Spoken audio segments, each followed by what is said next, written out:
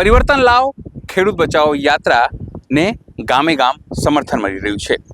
ખાસ કરીને ઈશુદાન ગઢવી જે રીતે પોતાની વાત મૂકી રહ્યા છે, કેટલીક રમૂજી અંદાજમાં, તો વડાપ્રધાનથી લઈને તેઓ સીએમ ઉપર અને તમામ તંત્ર ઉપર પ્રહારો કરતા દેખાઈ રહ્યા છે, પણ આ તમામના મૂળમાં તેઓ ખેડૂતોનો મુદ્દો ભૂલતા નથી। નમસ્કાર, હું છું ચિંતામણી પુત્ર અનિલ પટેલ। સ્વાગત છે આપનો અમારા વિશેષ કાર્યક્રમમાં। આવો સાંભળીએ કે કઈ રીતે સરકારથી માંડીને તંત્ર ઉપર ઈશુદાન ગઢવી પ્રહાર કરી રહ્યા છે। બોલો ભારત માતા કી જય। થાકી નથી ગયા ને? હે જમીન આવ્યા બાકી છે, થોડું વધારો આમાં ખેંચાઈ રહ્યા। મારે રોજની 4-5 સભા થાય છે।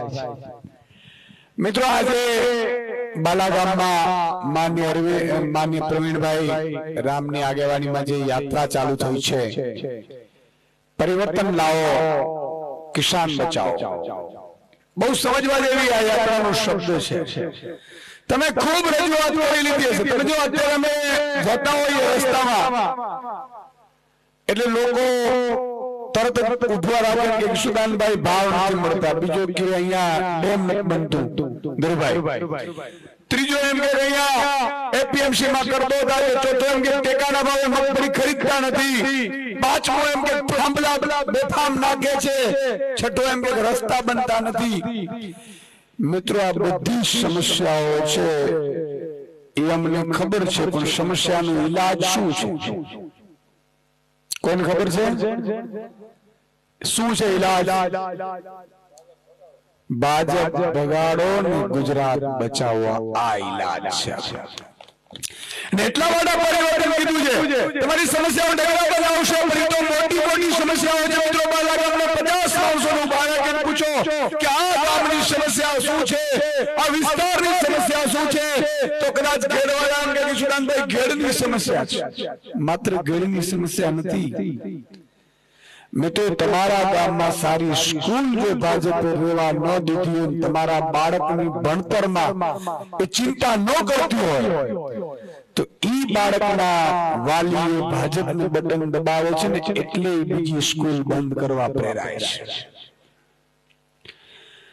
તમે વિચાર કરો, આજે ખેડૂતોને ભાવ નથી મળતા, અમેરિકાને ભારતની ટ્રેડ ડીલ થઈ રહી છે, તમને આશ્ચર્ય થશે, અમેરિકાના એક ખેડૂતને અમેરિકા સરકાર 54 લાખ રૂપિયા વર્ષે સબસિડી આપે છે।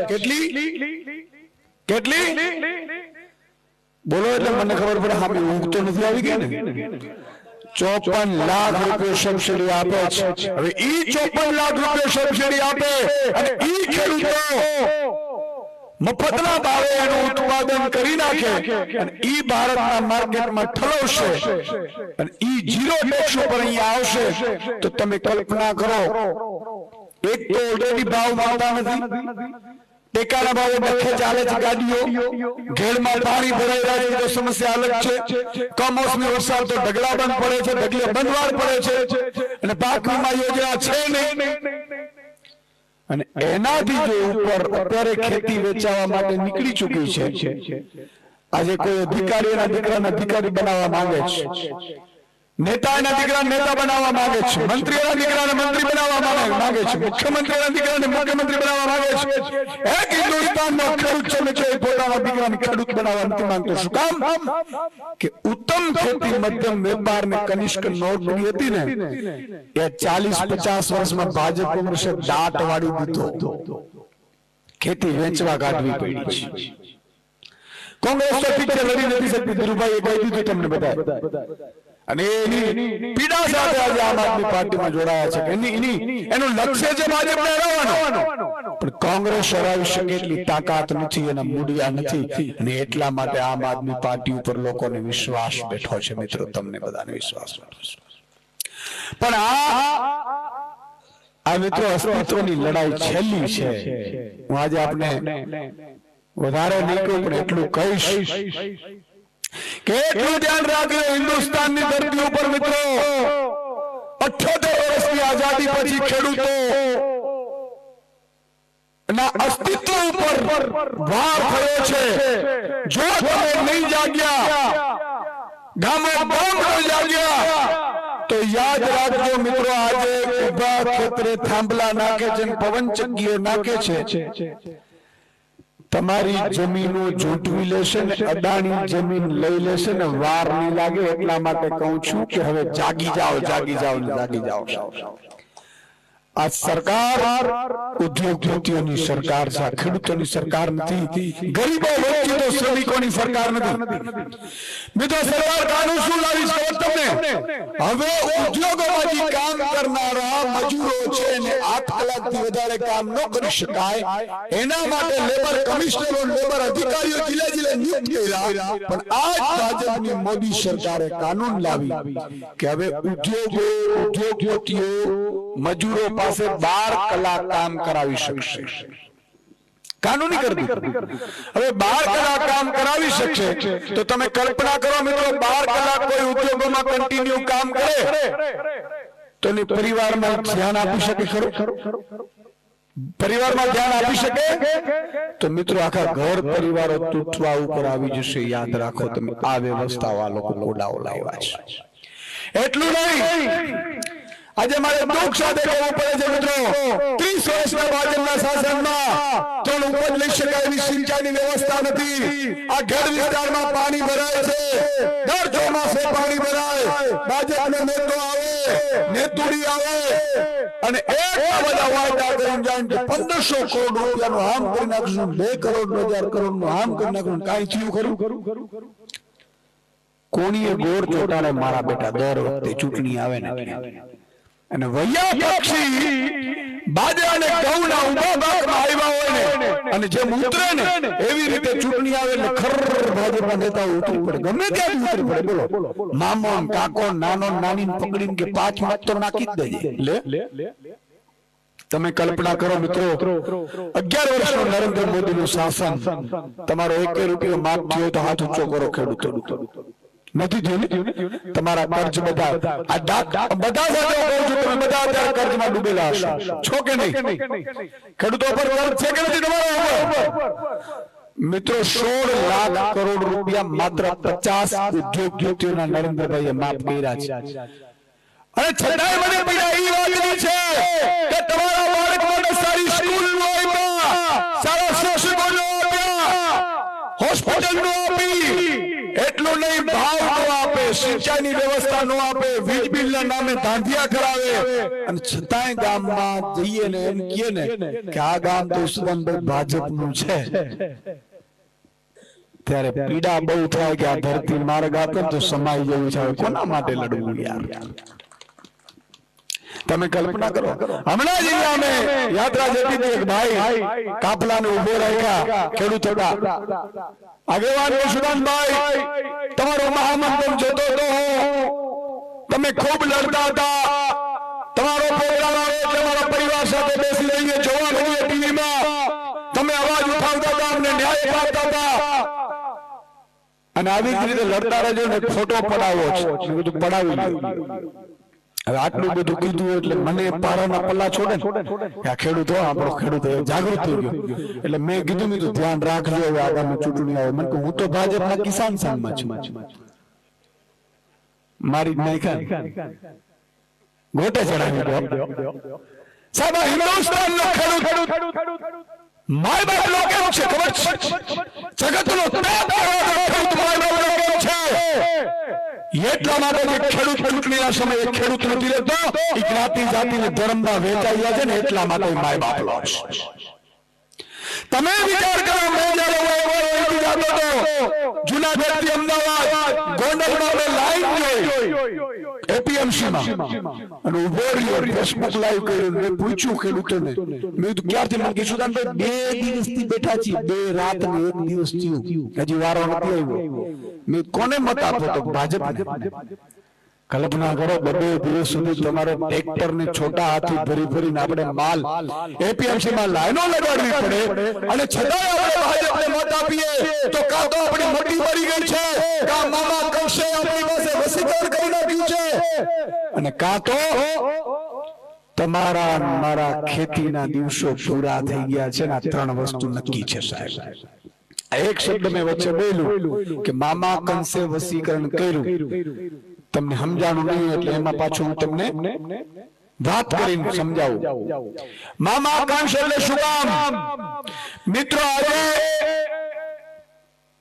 તમે જુઓ હમણાં તાલુકા જિલ્લાની ચૂંટણી આવશે એટલે ભાજપે કીધું કે મજબૂત કોણ છે જ્ઞાતિનો આગેવાન એને ટિકિટ આપો.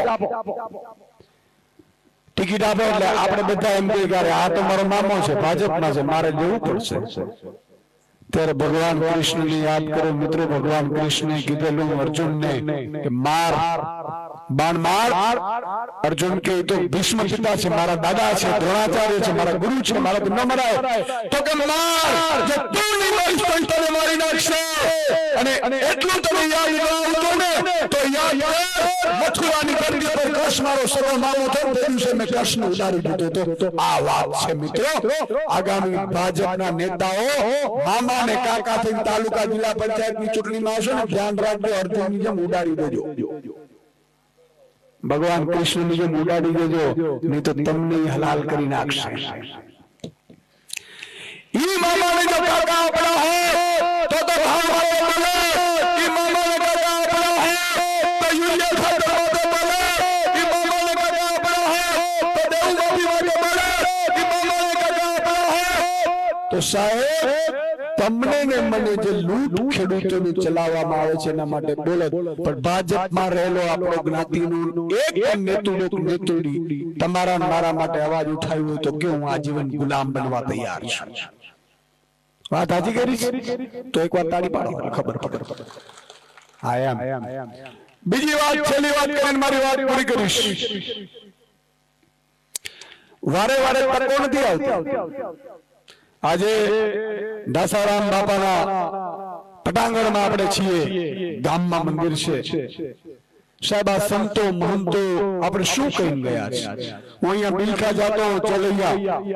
વિચાર કરો, જે માતા પિતા શેખ સગાસા ચંદ્રાવતી કેવા હતા જેને તે પોતાના દીકરાના બલિદાન આપી દીધા હશે.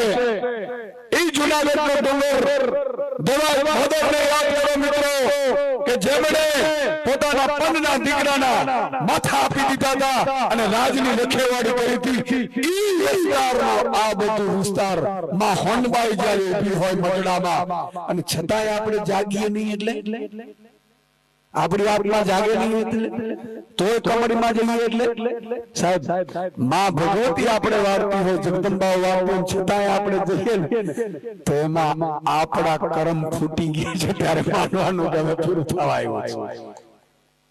અને આવી રીતે રહેશે તો ખેતી બચશે નહીં. મને ઘણા શહેરના નાગરિકો કહેતા ઈશ્વરભાઈ અમે તમને લાવીએ પણ તમે છે ને માત્ર ખેડૂતોની વાત કરો, ગરીબોની વાત કરો, શ્રમિકોની. અમે ટેક્સ ભરીએ અને ઈ તમે દેવા માફ કરી દો ખેડૂતોના. ત્યારે મેં શહેરના નાગરિકોને કીધું હતું, મને કે એટલે અમે ભાજપને મત આપીએ. મેં કીધું તમે ભાજપને મત આપો છો ને ગામડા પાછા ભાજપના જ. તમે વિચાર કરો, અહીંયા ઘણા ગામડામાં જાવ તો ઈશ્વરભાઈ આ ગામ ભાજપનું. આપણી ભઠ્ઠી બગાડી દીધી તોય ભાજપ. પણ મેં શહેરના નાગરિકોને કહેવા માંગુ છું આપણા માધ્યમથી, સોશિયલ મીડિયાના માધ્યમથી, મિત્રો આ ખેડૂતને એક દિવસ ખેડૂતની સાથે જઈને રાત્રે પાણી વાળી આવજો.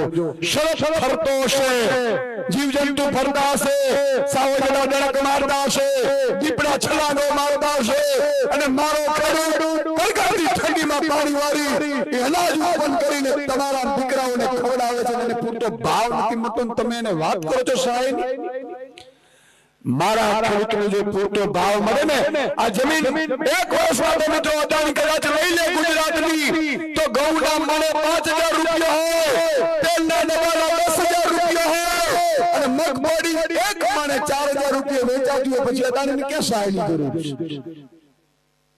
અને જો એવું કરવા જાય ને મારો ખેડૂત તો મધ્યમ તમે મરી જશો. મેં એને સમજાવ્યું હતું. આજે વિચાર કરો, આપણે દૂધ બંધ કરી દઈએ તો, અનાજ પકવવાનું બંધ કરી દઈએ તો શું થાય એની હાલત? આપણે શાકભાજી બંધ કરી દઈએ તો, ખાલી 5 દિવસ આપણે બંધ કરી દઈએ ને, શહેરની બજારમાં જો ટમેટા ન જાય ને તો ઈ મધ્યમ વર્ગ ટમેટા 500 રૂપિયા કિલો ખાવા પણ મજબૂર થઈ જાય છે, પણ આપણે એટલા નાલાયક નથી આ નેતાઓ જેવા. આપણે આપણા દીકરાનું વિચારતા નથી, આપણે આપણા ધરતીનું વિચારીએ છીએ, આપણે આપણી માનો વિચારીએ છીએ, આપણે એના સંતાનોની ચિંતા કરીએ છીએ કે એના સંતાનો ભૂખ્યા ન સુવા જોઈએ. આ મારો ખેડૂત છે એટલે હું ખેડૂતનો ગુલામ છું સાહેબ. આજે કોઈ છે જ નહીં, માનવતા મરી પડવાની છે મિત્રો.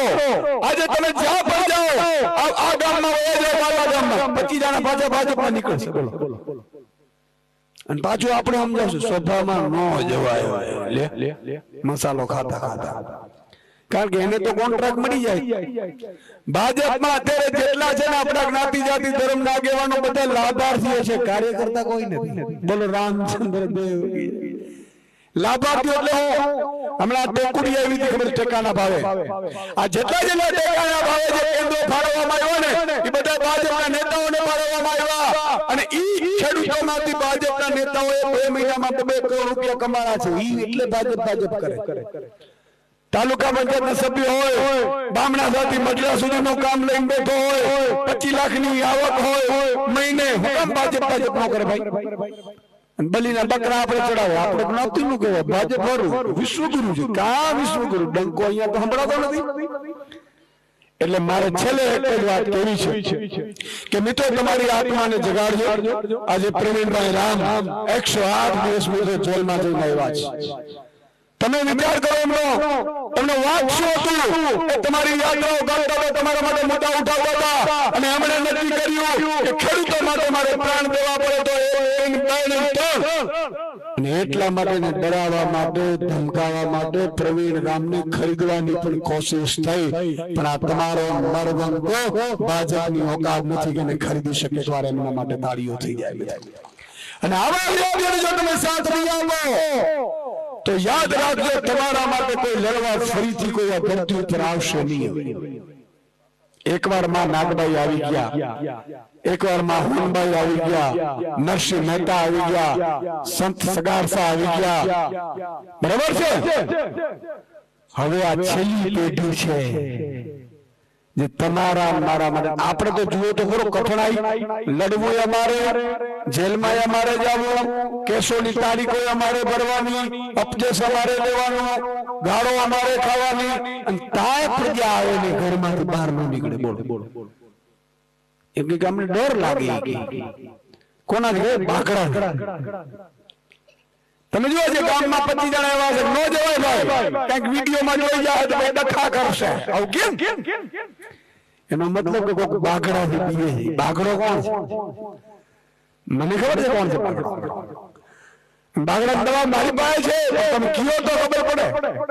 આવા બાગડાઓને 27 માં એવા લેવા છે ને સાહેબ કે બાગડા જિંદગીમાં ભૂલાવી દે, એ ડરાવવાનો ભૂલાવી દે. એવી તાકાત એને ડરાવા. અને મને હંમેશા સિંહની સામે પડવાની મજા આવે, માય કાંગડાની આમ પડવા. બાગડાઓને રાહ જોઈને બેઠો છે 2027 આવે, બાગડાઓને ઉપાડો ભાઈ અહીંથી. મજા પડે ન પડે? અને જેટલા સંપત્તિ બાગડાઓ એવા ગીરમાં બધા ફાર્મા બનાવ્યા છે ને, બધા તમને હોપી દેવાના રાતો રાત. જેટલા ગેરકાયદેસર કાયદે બધું ખબર. એકવાર મિત્રો ગુજરાતની જનતા ઉપર આમ આદમી પાર્ટીનો ઝંડો લહેરાવો, પછી જુઓ છેલ્લી વાત મારી વાત પૂરી કરીશ કે પંજાબમાં આમ આદમી પાર્ટીની સરકાર છે, ખેડૂતોને વીજળી મળે છે, દિવસે મળે છે. અને શું કામ? તો ભગવત માન સાહેબ એવું કીધું અધિકારીઓને બોલાવી કે તમે ક્યારે નોકરી કરો છો ભાઈ? તો અમે સવારે 10 થી 6 ની નોકરી કરીએ. તો તમે જો સવારે 10 થી 6 ની નોકરી કરતા હોય તો મારો ખેડૂત રાત્રે 2 વાગે ઉકામ જાય ખેતરમાં ભાઈ, અને દિવસે વીજળી કરી, અને દિવસે વીજળી ફ્રી વીજળી કરી. બોલો ખેડૂતો માટે, એના માટે એકવાર તાળીઓ થઈ જાય સાહેબ. માત્ર 4 વર્ષની સરકારમાં પછી તો કે સિંચાઈની વ્યવસ્થા કરી. મિત્રો 20% સિંચાઈ હતી. 4 વર્ષમાં ભગવત માન સાહેબે 68% સિંચાઈની વ્યવસ્થા પંજાબમાં પૂરી કરી. એટલું નહીં, ખેડૂતોએ ભાવ જે ટેકાના ભાવ હોય એટલી પૂરેપૂરી જણસના ભાવે ખરીદી કરવાની. સરકારે અને માન લો સરકારને ન વેચવું હોય, રજીસ્ટ્રેશન ન કરાવવું હોય તો કોઈ પણ વેપારી ખેડૂતના ઘરે આવીને એમ કે ભાઈ તમારો આ માલ છે, ભાવ તો ટેકાના ભાવથી 1 રૂપિયો ઓછો કોઈ વેપારીની તાકાત નથી કે ખરીદી શકે, નહીં તો જેલમાં જાય. આવી વ્યવસ્થા પેદા કરી છે. આવી સરકારો 4 વર્ષમાં થઈ શકે ના કોટા 30 વર્ષમાં નથી કર્યું. કરવી નથી. એને આ બધી જમીનો અદાણીને આપી દેવી છે. પણ એક વિનંતી કરીને જાઉં છું, કોઈ જમીનો વેચતા નહીં. 2 કરોડે વીકવા આવે તો વેચતા નહીં સાહેબ. તમારો ભાઈ બેઠો છે, એકવાર સત્તા આવવા દો. આજ ખેડૂતોને ઉદ્યોગપતિની જેમ કમાતા ન કરીએ તો ફટશે અમે રાજનીતિમાં આવ્યા તો સાહેબ. અને એટલા માટે આવ્યા હું મોહમ્મદ અંતર તો કેવું તમને ઓળખતો હતો સાહેબ, કેવો હતો તો એ સમયે પણ દુર્ગરોની સામે મોરે મોરે બોલો સાહેબ, જેને ઓળખતા ન હોય અને એના સંતાનો માટે લડે ને એનું નામ મર્દનું ફાડ્યું કહેવાય. પોતાના માટે તો સૌ લડે. સેઢા ઉપર ભાઈ આવે ને તો આપણે સામે ચડી જઈએ, છતો રજે તો પાડ્યું થઈ જાય. અને આજ પ્રોમોલ્ગેશન કર્યું છે સરકારે. અહીંની જમીન અહીંયા નાખી દીધી. લાખો ખેડૂતોને નુકસાન છે, છતાં જેની જમીન એના બીજા ખાતામાં નાખી દીધી ને કમરનો બટન દબાવીને આવ્યા પાછા. મારો તાળી. પરિવર્તન લાવવું તો મોરો આવવો પડશે. તમારે દેખાવું પડે તમારી ચૂંટણીમાં કે તમારો બાપની તાકાત નથી, તમે આ ખોટું કર્યું છે એટલે અમે તમને મતદાન નથી કરવાના. પણ ઘણા લોકો બાગડાથી ડરતા હોય, બસ મૂકો ને આપણે કોણ લપ કરે. તો એને મારે એવું કેવું છે કે તમે બાગડાઓ જોડે જવાનો, એની ગાડીમાં જવાનો, એની ખેસ કરીને જવાનો, એને કહેવાનું તમે જીતવાના છો. અને અંદર બૂથમાં જાઓ એટલે બટન ઝાડુને દબાડી દેજો એટલે બાગડો સમાપ્ત. અહીંયા ગયા કોણ ખબર પડવાની કોને મત આપ્યો, બરોબર કે નહીં? બાગડા જોડે જવાનો, બાગડાની ગાડીમાં જવાનો, ભજીયા બાગડા ઠોકી લેવાના, કઈ વાંધો. હા, બાગડાએ બૂચ મારીને કેરું જાવ. તો આ મારી આપણે વિનંતી છે કે બટન તમે એવો દબાવો ઝાડુનો. ખબર છે પેલો ભૂત હોય ને એની ચોટલી આમ કરીને પકડી લે એટલે ભૂત ગમે તેમ કરે તો નાચે. આ બાગડાઓની ચોટલી છે એ બૂથમાં છે ઝાડુના બટન ઉપર.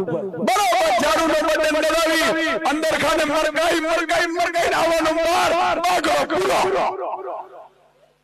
રિઝલ્ટ આવે તો બાગડો મારું તો પૂરું થઈ ગયું. પછી હું બેઠો છું, ચિંતા ન કરતા. બાગડાની તાકાત નથી, પછી તો ચોટલીઓ પકડીને અંદર નાખી દેવું. બરોબર કે નહીં? તો છેલ્લે નારો બોલાવીશું, બોલો ભારત જય